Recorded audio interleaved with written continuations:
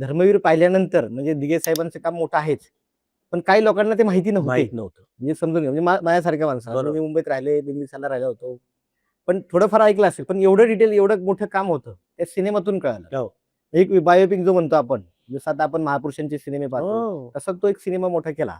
धर्मवीर विषयी त्यात तुमचंही मुख्य हां. तुम्ही असेल, दया असेल, तुम्ही नेहमी टीम सगळे ग्रुप हो. वाईजच काम असतं, स्नेहलताई असतील. हो. धर्मवीरचा अनुभव कसा होता, की तो सिनेमा एवढ्या मोठ्या लेवलवरती गेला आणि खरं तर ऍक्च्युली पुढे बऱ्याच घडामोडी घडल्या त्या सिनेमानंतर, त्याविषयी काय हां, सांगाल? नाही हे बघ, तो सिनेमा काय आहे, एकतर आम्ही कलाकार म्हणून त्याच्यात सगळे होतोच आणि धर्मवीर आनंद दिघे हे माहिती होते. हो. आम्हाला पण हो, माहिती होते. हां, म्हणजे खूप पण एवढ्या मोठ्या प्रमाणात त्यांचं काम हे नव्हतं माहिती, त्याच्या चित्रपटाच्या निमित्ताने बरोबर. कळलं खरं तर. अरे बापरे! इतका मोठा माणूस होता आणि हे आतापर्यंत लोकांसमोर आलं नाही. मग ते आणण्याचं काम बरोबर.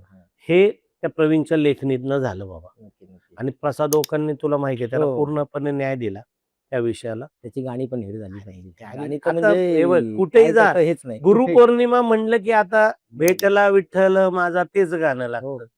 देवी आली की आई जगदंबे हे गाणं लागतं. हेच तर पावती म्हणजे ते कारण आहे कारण. त्याचं. कारण तो जो लेखक दिग्दर्शक आहे तो स्वतःच्या म्हणलं ना कलाकृतीच्या बाबतीत इतका पॉझिटिव्ह असतो. मग ते गाणं लिहिलं गेलं की नाही, हे शब्द हे नको, मग ते पाहिजे. मग त्याला म्युझिक दिलं. त्याला ते कळते लोकांची जातकुळी की हे लोकांना आवडणार आहे आणि हे हिट होणार आहे.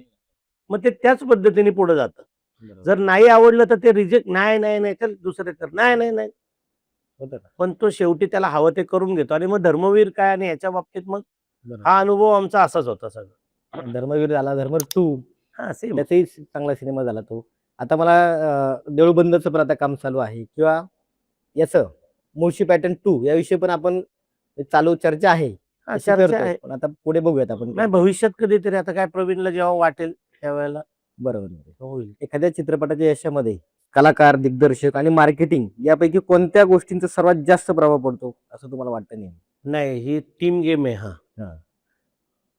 हा मुळातच टीम गेम आहे. त्यामुळे बरं. एका कुठल्या गोष्टीचा प्रभाव एकावर पडतो असं होऊ शकत असं नाही. नाही होऊ शकत. त्याला सगळंच जुळून यावं लागतं. हं.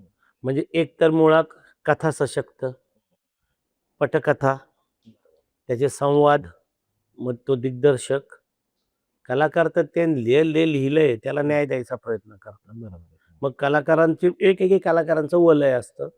ते पब्लिसिटी हा सगळ्यात महत्वाचा भाग आहे. जसं मी परत त्याच्यावरतीच झालं ना. तू काय करतोय हे लोकांपर्यंत पोहोचलंच पोहोचलं नाही तर तरच तू तिथे. काय भारी कितीही कर, कळणार कसं काय ते. त्यामुळे हा टीम गेम आहे.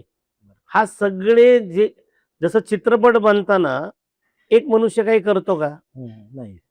बरोबर ना. म्हणजे भरपूर आर्ट हात. डिपार्टमेंट, कॉस्ट्यूम डिपार्टमेंट, म्युझिक असेल, direction department, production department, light department सगळे मिळून जेव्हा काम करतात त्यावेळेलाच तो चित्रपट बनतो. तसंच चित्रपटाच्या प्रमोशन आणि पब्लिसिटीच्या बाबतीत पण आहे, की हा टीम गेम आहे.